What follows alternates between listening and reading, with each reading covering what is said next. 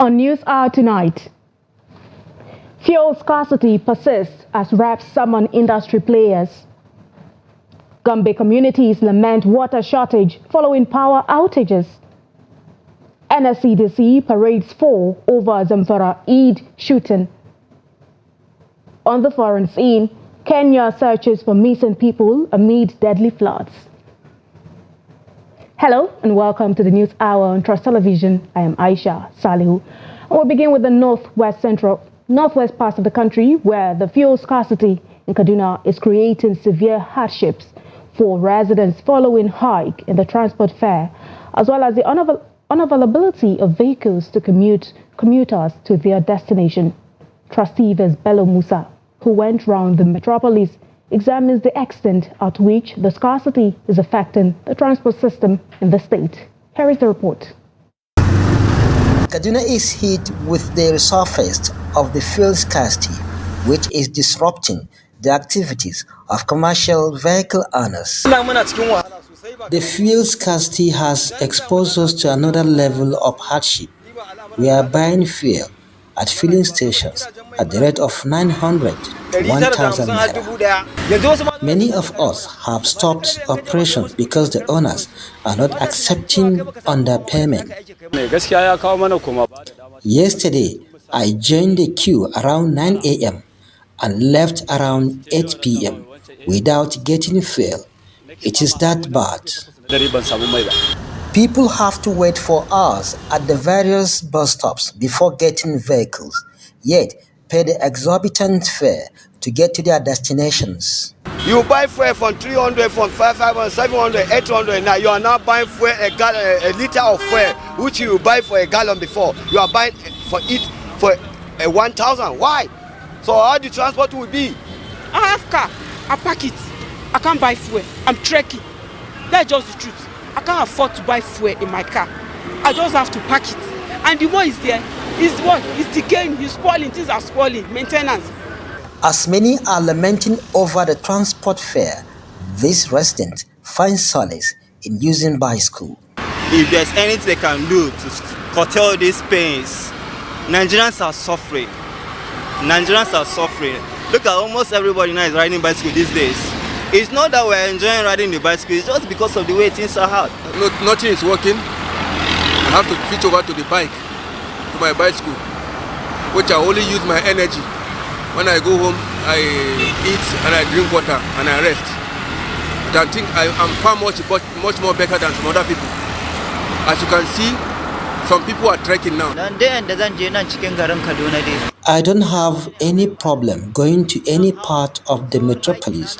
I ride to work and also attend to other family needs. I have nothing to do with petrol as my bicycle is in good condition. It is close to sunset, but these residents chose to trek for kilometers to get to their destinations due to the either scarcity of the fuel or surge in the transport fare. All the that I'm seeing, all are full, and they are telling me from Nasarawa Road to Kakuri 400 naira. So I saying 350. So I say instead of me paying 350, so if I'm going to Kakuri, it's better I trek. We got to trek because if we don't have means of maybe there's no money, we're talking of food. We have families at home. Most of our families at home, 4 or 5 children. It is due to the scarcity of fuel that led to shortage of transportation. While other owners are stranded at many petrol stations in the metropolis, black marketers, mostly operated close to the filling stations, are taking advantage of the situation to make brisk business. Bello Musa, Trust TV in Kaduna. Still on the fuel scarcity situation of the country, motorists and commuters have expressed concerns over the hours spent in queue at filling stations in an attempt to buy fuel for their vehicles. The report as presented from our studio.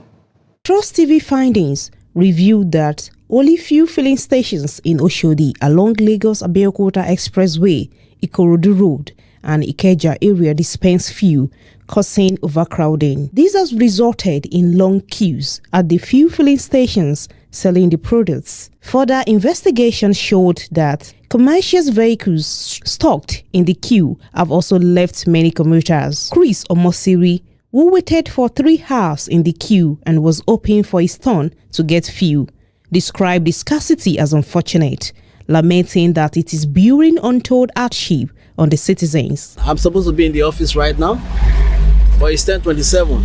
I've wasted more than 3 hours already on the fuel queue, and a lot of us also are on the queue as well, So it has impacted me very seriously. Since Friday, there were things I could have done I couldn't do. There were places I could have gone to that I couldn't go. Apart from the fact that we don't have fuel, the transport, even if you want to enter transport, there are no buses on the road. So that's the problem. That's the problem. We cannot continue like this. We cannot continue like this. Right now, I'm not doing my official work. I have to queue. Most of our vehicles are on the line right there. So we have a problem with those drivers trying to do this in their box. Supposed to do 1 or 2 things. They are not doing it. So we are here. And if at all we couldn't get fuel from what they are doing, and by the time they are selling, okay, when we get there, most of our motor will be cut off. Then they work for that day. We are not productive for that day. That is what it makes. So then which company will not be productive and we happy to be paying salaries? They are at lose. And some of these companies are not indigenous companies. And they have, before you know, they will fold up because they cannot be making all their expenses on salaries and they are not productive. Motorists called on the government to ameliorate the plight of the citizens by refurbishing the moribund refineries.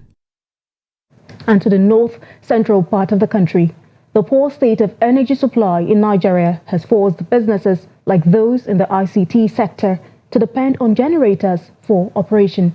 With a litre of fuel selling as high as 800 naira in the gas stations and 1,000 naira in the black market, the ICT operators say their businesses are at risk. Trustee Jimmy Azande has details of the story. The ICT business cannot function without power supply. If the energy crisis is not addressed, the youth who survive here may not earn their daily bread. Operators say the cost of petrol has taken a toll on their businesses. Because of the hike in the price of fuel, we cannot be able to get profit for the service we do render at the moment. And at some point, even seeing the availability of the fuel is so difficult in the sense that even seeing the fuel to purchase, it becomes a problem, and we fail to attend to our potential customers that will come seeking for our services. So in the nutshell, the scarcity of fuel has hampered the smooth running of our business. These business owners say they are losing patronage and urge the government to provide lasting solution to the petrol crisis. A lot of things have gone up. Unlike we used to do photocopy at the price of 20 naira, now if there's no lights, you don't have a choice than to do it 15 naira, and it affects customers as well. So the business is not moving actually. A lot of people, because of that, I pity most especially students, because the cost of producing materials and all what they use to read for examinations is quite high now. The cost of fuel is too high. It's too high. So that really affected us, and the patronage too. It really affected patronage, because when people come to patronize us, when tell you the cost of printing and the cost of working online and doing some things online, they will be seeing it as maybe you want to extort them, and which is not like that. You understand? It's some of them that understand. By the time they go to ask the prices of paper and other things, you know that really these people are not really extorting. In spite of the high cost of petrol, queues have suddenly appeared in gas stations around Makurdi and environs. These economists say will further worsen the cost of living if not urgently addressed. Jimmy Azandi, Trust TV News, Makurdi. Meanwhile, the Independent Petroleum Marketers Association of Nigeria has threatened to cripple the supply of premium motor spirit, also known as petrol, over non-payment of 200 billion naira bridging claims. The threat comes following current nationwide scarcity, which has seen prices of premium motor spirit, also known as petrol, surge to between 610 naira and 800 naira at the pump and between 1,000 naira and 1,200 naira at black market. The association's unit chairman and spokesperson, Abba Depo, Mazi Oliver Okolo, who issued the threat, said it was with the backing of the IPMAN's national leadership. He claimed that the debt is being owed by the Nigerian Midstream and Downstream Petroleum Regulatory Commission. In a communique released after a press conference on Tuesday, Okolo said NMDPRA failed to pay the 200 billion naira debt despite a directive for payment from the Petroleum Minister, Henneken Lokwoberi, and the IPMAN depot chairman claimed that since the directive by the minister in February 2024, only 13 billion naira had been paid to their members, saying that the unpaid claim had crippled their businesses. And now to the Green Chambers. The House of Representatives on Tuesday passed a resolution to invite the Minister of State for Petroleum Resources, Oil, Henneken Lokwoberi, and his counterpart for the gas sector, Ekperikbe Ekpo, over the fuel scarcity being experienced in the country. The Green Chamber also summoned the Group Chief Executive Officer of the Nigerian National Petroleum Company Limited, Mele Kyari, over petrol shortages in the country. This followed a motion of urgent national importance by a member of the House, Umar Ajilo, who raised concerns over the lingering queues at petrol stations. The House expects the ministers and the NNPCL boss to explain the true reason for the scarcity and the measures put in place to bring it to an end. No date has been set for the engagement. Speaker, all these economic programs have made the lives of average Nigerians unbearable, with the need of fuel saving as much as 1,200 in some states of the federations.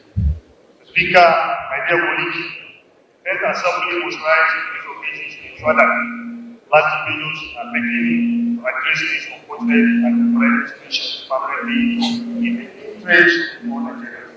Speaker, my dear colleagues, my prayer is that both the House, the combined Minister of Petroleum Resources, and all relevant stakeholders in the petroleum industry to appear before this chamber to brief Nigerians on the real food plate in this current world scarcity and avoid its recurrence in the future. Away from the lingering fuel scarcity in the country, residents of some communities in Gombe say they have been experiencing water scarcity for over a week now due to power outages. According to them, their daily routines have been negatively impacted as they have had to delay cooking and at times spend days without taking a bath due to the failure of government to supply water to them. Hassan Koli filed in this report. This is one of the community centers supplying water to the people of Heruaganawat in Gombe. People are spending the night here with the expectation of having power for even an hour to enable them fetch water. For the past 9 days, residents have been dealing with water scarcity, with many complaining that the government water supply system did not work during the said period. We are in dire need of water because water has become like gold here. You must buy 1 jerrycan at the rate of 100 naira. That is if you are lucky enough to get one. This development is threatening our means of livelihood. I urge government to intervene because the situation is becoming unbearable. We have spent almost 2 weeks without water supply here in Heruagana. At times, we are not able to cook due to lack of water. I have spent 3 days on the queue without getting enough water for our house. The government has to look into this as soon as possible. With this development, People are reducing the number of times they shower in order to save the limited water they have. They are urging the government to intervene. There is no power or electricity here. I spent 3 days without taking my bath in this hot weather just to save the little water I have. Things are really difficult now. With the current water scarcity, I think this is the right time for the government and public-spirited individuals to intervene. The government should stop all ongoing projects and address this issue because it is our major concern right now. Communities in Gombe have been calling on the state government to address the issue since the vandalization of the electricity tower at the Gombe-Bauchi axis, which interrupted power supply in Gombe. However, the state government attributed this water scarcity to insufficient power at the Dadinkowa water treatment plant, which is the main water supply center for Gombe State, saying it is taking necessary measures to address the issue.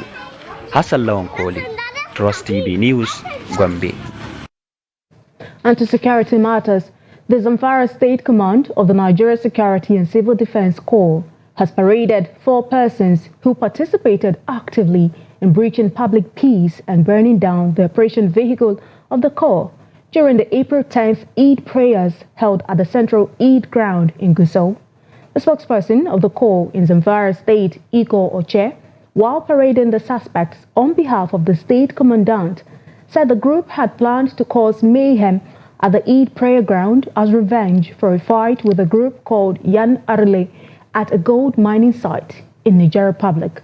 He noted that the group known as Yan Fergie lost out in the fight and decided to take revenge on Salah Day. Oche, however, added that their intention was thwarted by operatives of the Corps who were deployed to secure the Eid ground.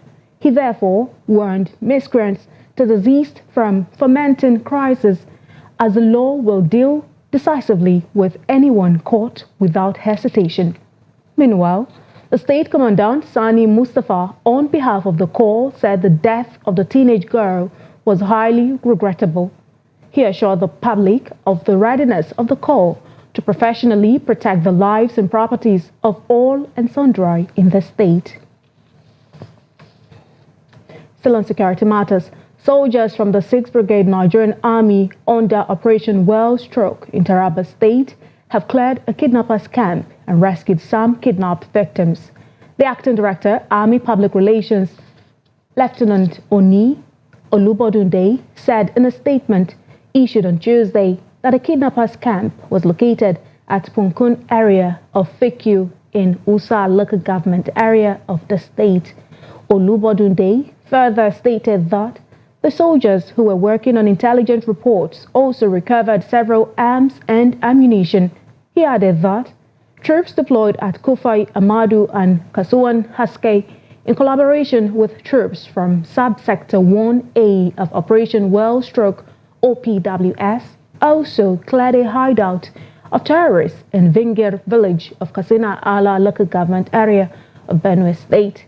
The Army spokesman stated that the terrorists were engaged with superior firepower of the troops, leading to their withdrawal in disarray, as well as the arrest of a suspected kidnapper named Dogo Manu, who was found in possession of 2 techno-mobile phones and 40,000 naira.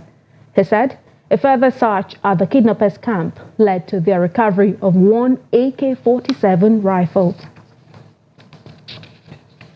Security challenges and economic development in the northern region were the issues that dominated the Northern Governors Forum's meeting in Kaduna State. The chairman of the forum and the governor of Gombe State, Inuwa Yahya, in his opening remark, said regional integration remains a cornerstone of their vision for a prosperous northern Nigeria. Trasivis Bello Musa reports that the forum, while sympathizing with states worst hit by insecurity in the region, also pledged support for them. The governors and the representatives of other governors who were not present arrived at the Sakashim House, Kaduna for the meeting. The forum dwells on the myriads of challenges bedeviling the region, which it said must be addressed for the region to develop. Economic development is paramount to our region's security and prosperity. We consider economic development as the long-term solution to our security challenges. In this regard, the revitalization of the new Nigeria Development Company, NNDC, is at the heart of our economic agenda for northern Nigeria. The host governor, Senator Obasani, said the meeting afforded them the opportunity to look into the successes and challenges in the fight against terrorism, banditry, and kidnapping in the region. Since the inaugural meeting, we have individually and collectively fashioned workable strategies and implemented some measures to tackle our security challenges. We have made remarkable progress in degrading criminal elements laying siege to our communities. The meeting ended with the closed-door session. Meanwhile, a communique is expected to be issued by the governors. Bello Musa, Trust TV News, Kaduna.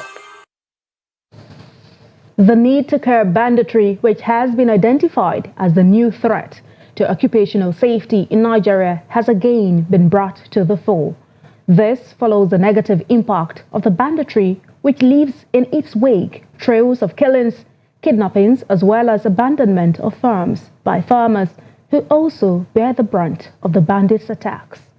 At an engagement in Abuja, Trust TV's Noel Sampson spoke with stakeholders who are brainstorming on the modus operandi of bandits in Nigeria and how best to tackle the menace. Banditry has forced many people to flee their homes, abandoning businesses and livelihoods. The economic displacement of individuals or communities has created a ripple effect, affecting local markets, small businesses, and overall economic productivity. This explains why the government is doing everything possible to ensure that the menace is brought to a halt. Government is looking forward, is thinking outside the box to consider other sectors of fighting banditries. And as you may see, presently, it is going down. Of recent, you've heard that some Boko Harams have surrendered.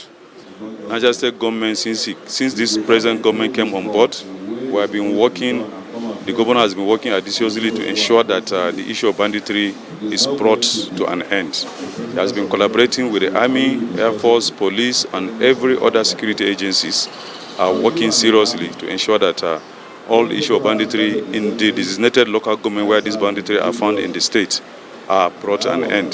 Stakeholders identified measures that will halt this new threat to occupational safety.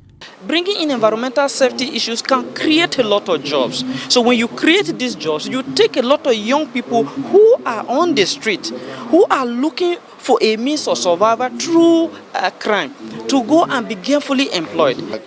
I was saying before, is this community policing, all right?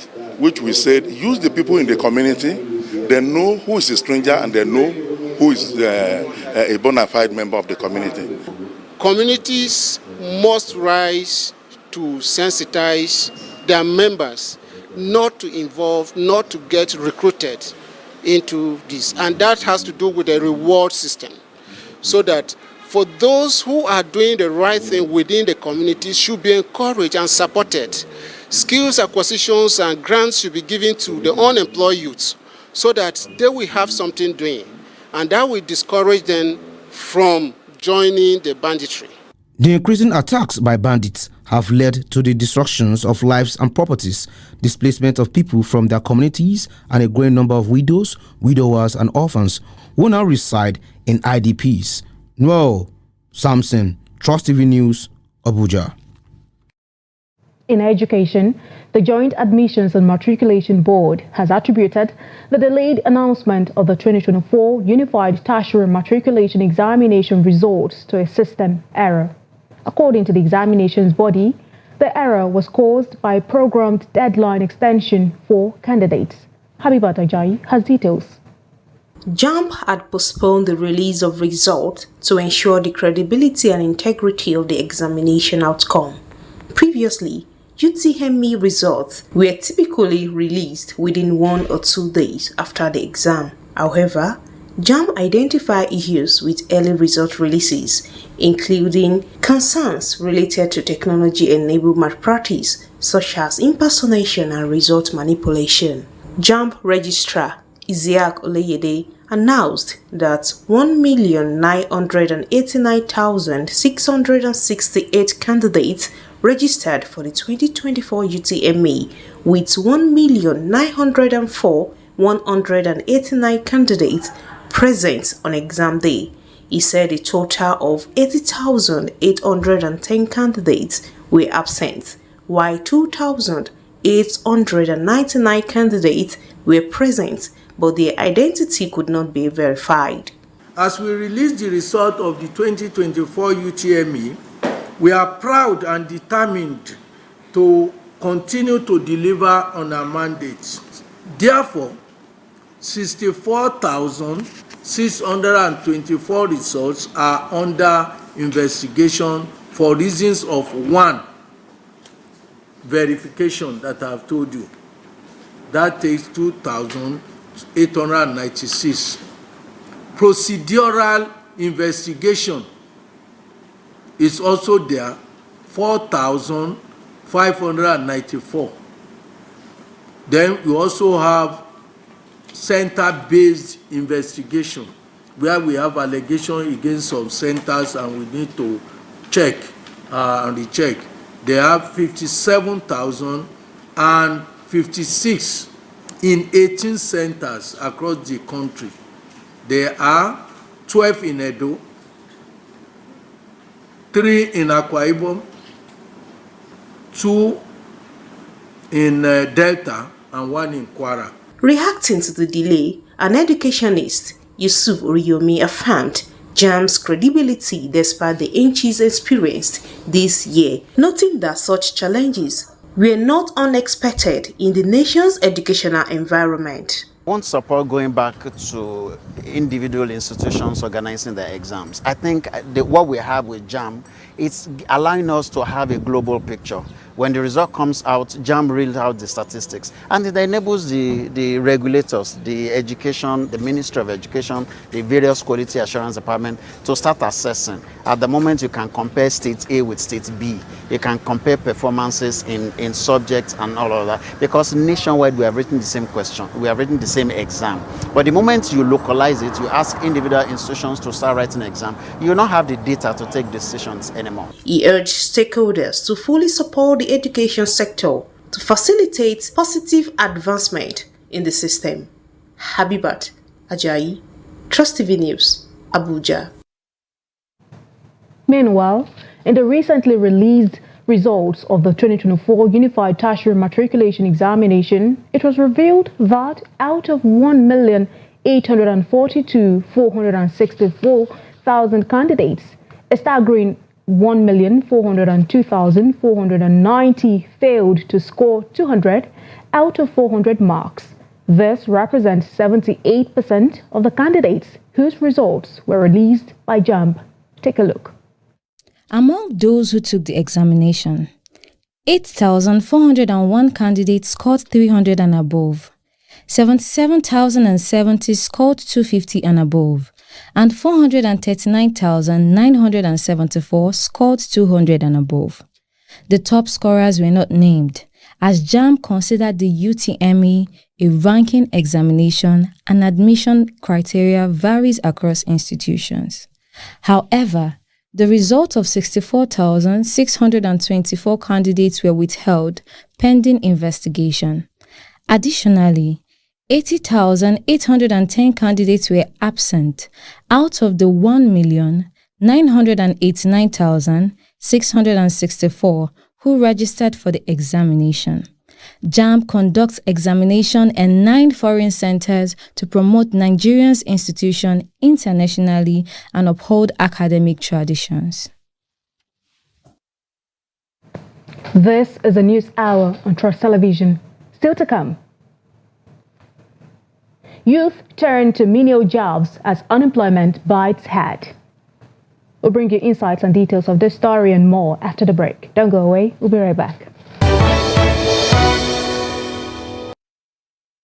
Welcome back and thank you so much for staying with us. But if you're just joining us, this is the News Hour on Trust TV. Let's take a look at our top stories again. Fuel scarcity persists as reps summon industry players. Gombe communities lament water shortage following power outages. And on to more stories. A Kano High Court has fixed May 27, 2024 for the commencement of hearing in the case of the suspension of the national chairman of the All Progressives Congress, Abdullahi Ganduje. The court, presided over by Justice Usman Malam Naba, fixed the date after listening to counsels from both parties.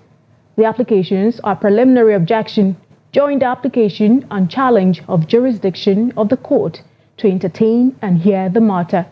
The applicants, Haladu Gwanjo and Lamino Sani Barguma, through their counsels, Ibrahim Abdullahi Saad, filed a motion ex parte with a 13-paragraph affidavit dated April 16 and sworn by the second applicant. At the resumed hearing on Tuesday, counsel to the applicant, Ibrahim Saad, said they were served with the counter affidavit by their respondent on Tuesday morning in court. He asked for another date to enable them respond to the application. Counsel to the first, second, and third respondents did not object to the request made by the counsel to the applicant for a new date to be given. Still in Kano State, the Aminu Kano Teaching Hospital has commenced the use of laser technology to treat kidney diseases and other aspects of urology. This milestone stems from TED Fund's allocation of 4.5 billion naira for state-of-the-art equipment across 7 university teaching hospitals in Nigeria. As part of the intervention from TED Fund, doctors underwent rigorous training to master these cutting-edge machines, heralding a new era in medical care in Kano State. Here is the report. A breakthrough at Aminu Kano Teaching Hospital as doctors debut in kidney and urology treatments with new light amplification by stimulated emission of radiation technology called laser. Thanks to a 4.5 billion naira TED Fund grant, the hospital, along with 6 others, acquired laser equipment for tackling complex cases with minimal invasion. I came here to show you, to introduce and teach doctors in Kano Hospital new endourological procedures together with the laser, because here is the great laser machine, the Holmium laser, and we can use it in many urological, endourological procedures. We can treat stones with it, the kidney stones, ureteral stones, bladder stones. We can also treat prostate. Although the technology is quite expensive, the key advantage is that patients no longer endure extensive or repeated surgery and can now return home within days. The advantage is that there is virtually no bleeding and you don't ever require transfusion of blood. So that's the advantage of using laser rather than the other conventional surgeries we have been doing. Before this intervention, very few centers have facilities and all these centers are private. But with this intervention, now we are doing this in Aminu Kano Teaching Hospital and other teaching hospitals. Doctors from 6 universities in Nigeria were trained on the new machines, paving the way for the new advanced treatment. I think it's good. I think it will impact on healthcare delivery in Nigeria. It has the potential to reduce medical tourism. While we navigate the learning curve and become more proficient in the performance of these surgeries, we will be able to reach out to the community and do the surgeries more comfortably. With kidney and urology issues on the rise, this intervention promises a lasting solution as government hospitals are now equipped to serve their communities with cutting-edge technology. Still in the northwest region of the country, some Islamic organizations in Katsina State have expressed willingness to complement the state government's efforts aimed at reducing poverty occasioned by insecurity and inflation among residents. The Islamic organizations are of the view that the fight against banditry, which has its roots in poverty, must not be taken for granted and left in the hands of government alone. Abdullahi Yamadi completes the story. The organizations which came together to champion the cause believe that empowering societies with skills and grants to be self-reliant remains key in preventing residents from becoming potential recruits for bandits. These Islamia students have received training on shoemaking, tailoring, and weaving in addition to startup kits. The sponsors are hopeful that these beneficiaries will train and employ others in the next few years. Among the beneficiaries are orphans, widows, and children from less privileged families from the 34 local government areas of Katsina State. Bismillahirrahmanirrahim. Ya ayyuhalladhina amanu ila Allahi tawbatan nasuha. ولن يتمنونه أبدا بما قدمت أيديهم والله عليم بالظالمين. Considering the alarming rate of poverty, stakeholders from governments, corporate bodies, and other well-meaning individuals are examining the extent of the problems and the best way to approach it with a view to addressing the challenges. Today, we have come to upgrade the facilities of this Islamic school here in Sabon Lai, Katsina, with new tables and chairs, so as to enhance the teaching of the Islamic schools. Beyond the informal approach to tackling the challenging spate of poverty, Zakat and Waqf Board was also invited to give its technical inputs and moral support in taming the scourge of poverty among disadvantaged families.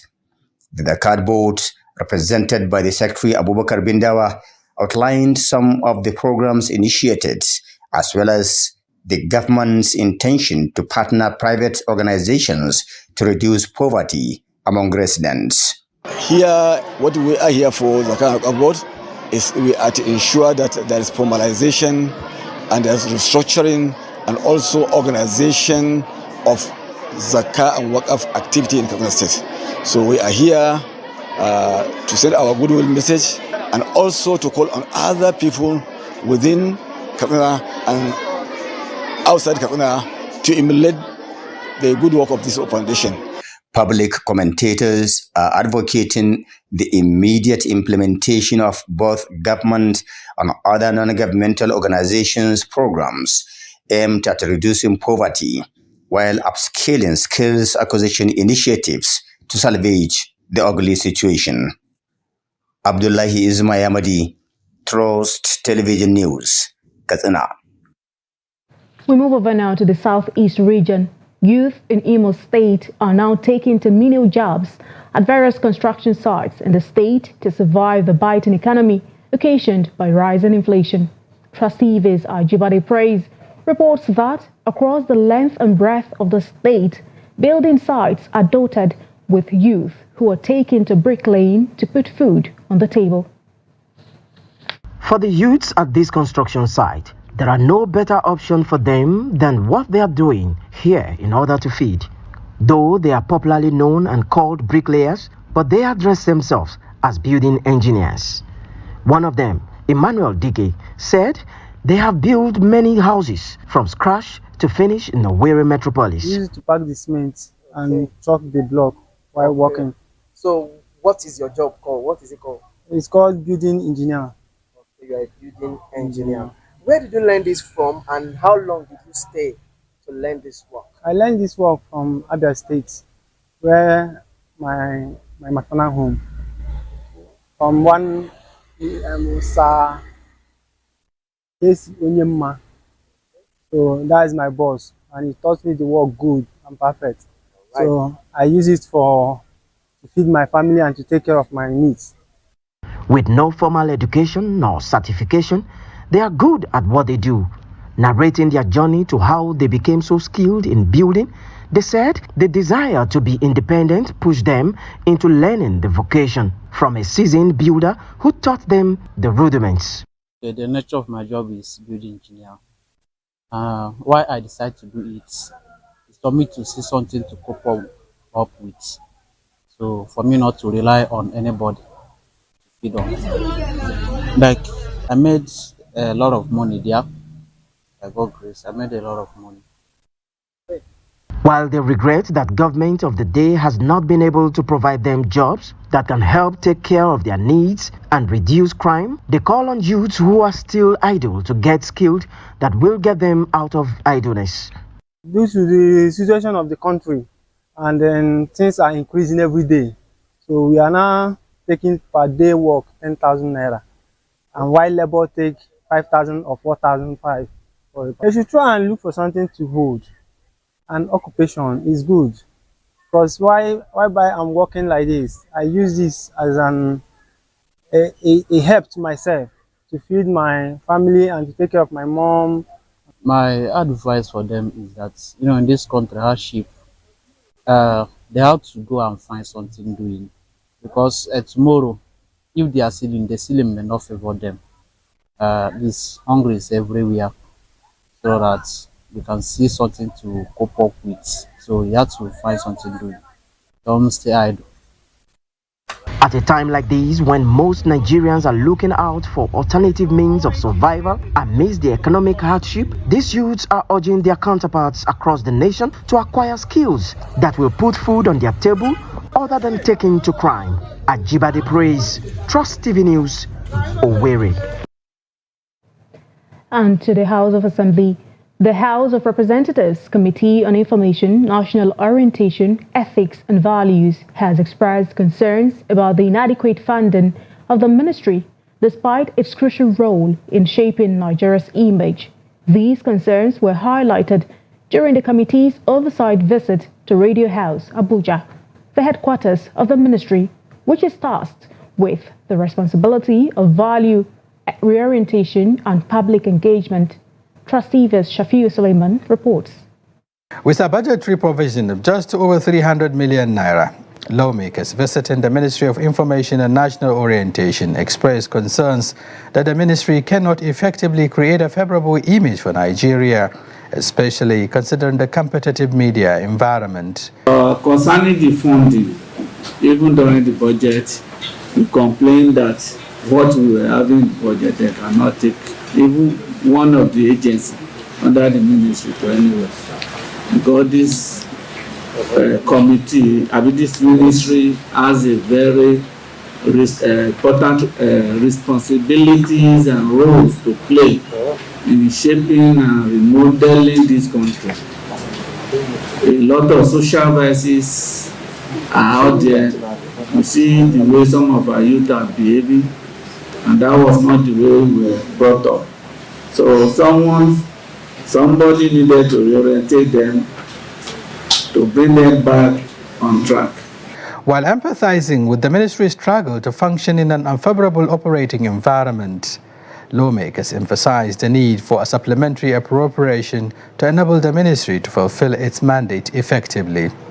Minister of Information and National Orientation Mohammed Idris expressed dissatisfaction with the low level of funding despite ongoing reforms aimed at revitalizing the system. Have not really given us the kind of budget that we think that we should have for this ministry in view of the kind of transformative journey that the president has embarked upon and are also being supported by the National Assembly. We believe that the Ministry of Information and National Orientation is a very critical ministry in ensuring that everything that government wants to do is properly communicated and Nigerians get to know firsthand about the activities and programs of government for their understanding, for their buy-in, for their support, and even occasionally for their criticism. The ministry faced additional challenges related to its inability to generate internal revenue attributed to non-functional facilities like an obsolete printing press in Lagos and dilapidated structure at the headquarters. Shapir Suleiman, Trust TV News, Abuja. The federal government has declared Wednesday, May 1st, 2024, as a public holiday to mark this year's Workers' Day. Nigeria's Minister of Interior, Olubunmi Tunji-Ojo, made the declaration according to the ministry's permanent secretary, Aishatu Ndayako. She quoted the minister as re-echoing the need for excellence, efficiency, and equity in all spheres of labor. She said the minister reaffirmed the president's commitment to providing a conducive environment for work, where every worker can thrive and contribute meaningfully to national development.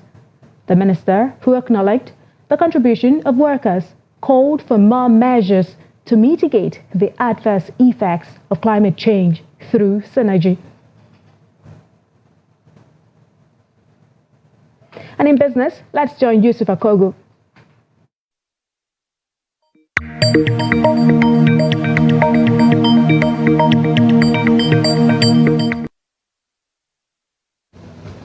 Welcome to Business News. I am Yusuf Akogo. Cocoa price moderated above a 2.5-week low on Tuesday amid a boost in supplies from Nigeria and an uptick in rainfall. Nigeria, the world's fifth largest cocoa producer, reported that its March cocoa export rose by 19% year-on-year to 22,199 metric tons. Cocoa active contract dropped more than a fifth of their value in the span of 2 days to settle at $7,500 a ton in the U.S. after it soared to a record high earlier this year. Around 75% of the world's cocoa is produced in Ghana, Ivory Coast, Nigeria, and Cameroon. The Central Bank of Nigeria has increased the exchange rate for Nigeria Customs Service duty collection by 163 naira to 1,327 naira to the US dollar from 1,162 naira to the dollar. The current exchange rate for duty collection is as a result of the prevailing exchange rate in the official market. The naira has experienced significant depreciation in both official and parallel markets over the past week, following notable improvement between March and April. The recent surge in the value of the naira appears to have diminished over the past week as it lost above a third of its value during this time. The Debt Management Office said it sold treasury bills valued at 2.669 trillion naira across its auctions in March 2024. This was contained in the FMDQ Market Monthly Report for the month of March. The amount represents a 3.07 month-on-month increase in the value of T-bills sold across auctions in February 2024. Similarly, the DMO sold FGN bond worth 608.86 billion naira, inclusive of 133.20 billion naira non-competitive bid via the issuance of a new 3-year as well as the reopening of a 7-year and a 10-year FGN bond in the month of March. The report noted that the total sales represent a 35.30% oversubscription of the amount offered and a 59.27% month-on-month decrease on the amount sold in the February 2024.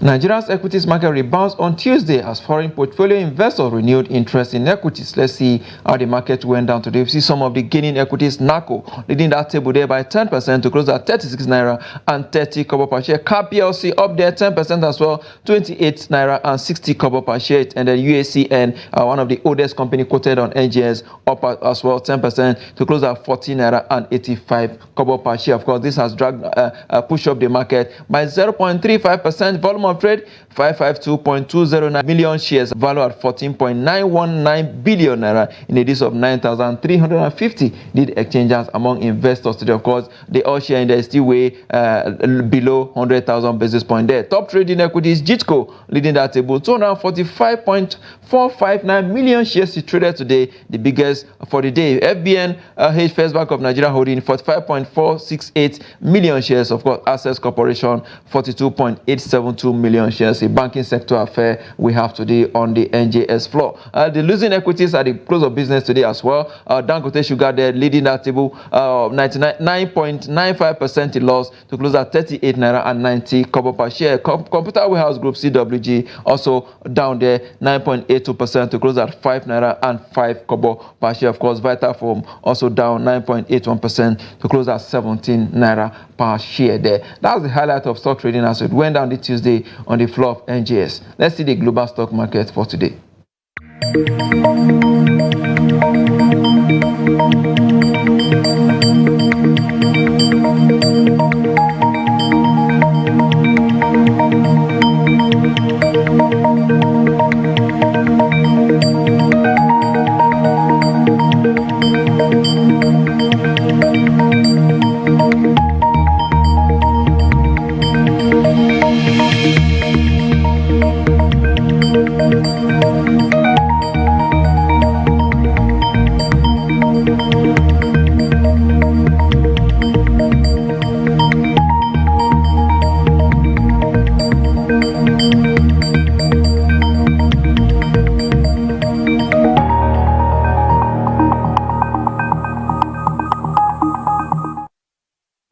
Now to the FX market. Naira weakened further on Tuesday as foreign portfolio inflows declined by 75.23% to $182 million in April. Let's see today's market data.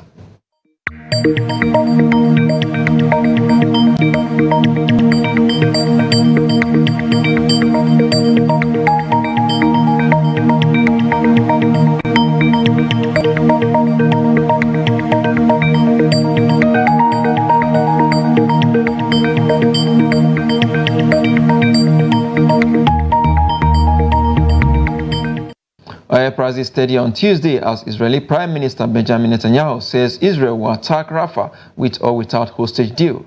And in London market, European Brent sells for $88 per barrel. For the pearl basket, dealers offer $88 per barrel as well.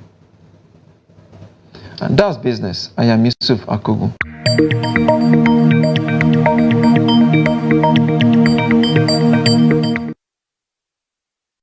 Thank you so much, Yusuf Akogu, for the business news. Now, away from Nigeria. Kenya's Ministry of Interior and National Administration said on Tuesday that a search operation had been launched following the bursting of a dam in Mai Mahiu in the center of the country the previous day. Hundreds of people are reported to have died as heavy rains have lashed East Africa in recent weeks. At least 46 people were reported killed on Monday morning after the bursting of the dam led to mudslides and flash floods in Mai Mahiu, the ministry said in a situation report. Survivors described an onslaught of water that carried away houses, cars, and railway tracks. 53 people in Mai Mahiu were reported missing, the Interior Ministry said. Meanwhile, the Kenya Red Cross said its tracing desk had reports of 76 people missing. It's time now to join Adeni Ajishafe for the latest in sports.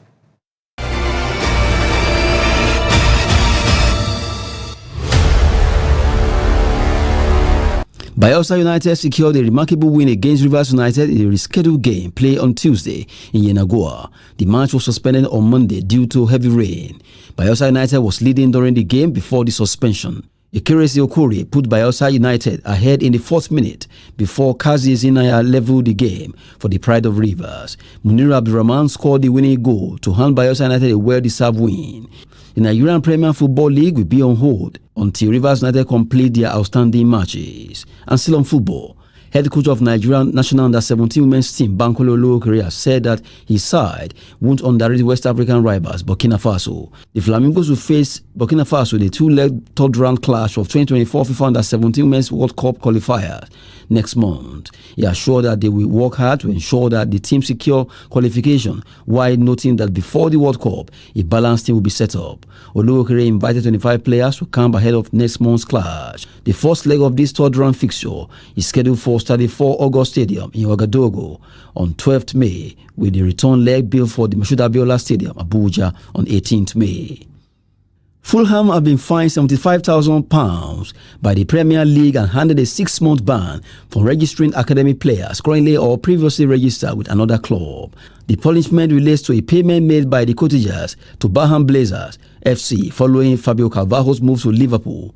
Attacking midfielder Carvalho joined Fulham's academy for Baham Blazers in December 2014. The Premier League said Fulham accepted breaches of the Premier League rules in relation to player registrations. That's Sport News. I'm Adeni Ajishafe.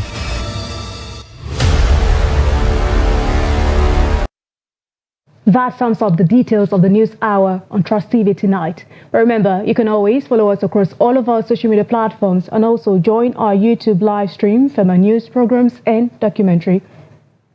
On behalf of myself and the news production team tonight, we say thank you for watching. I'm Aisha Salihu. Good night. From the Daily Trust News Center, this is the News Hour.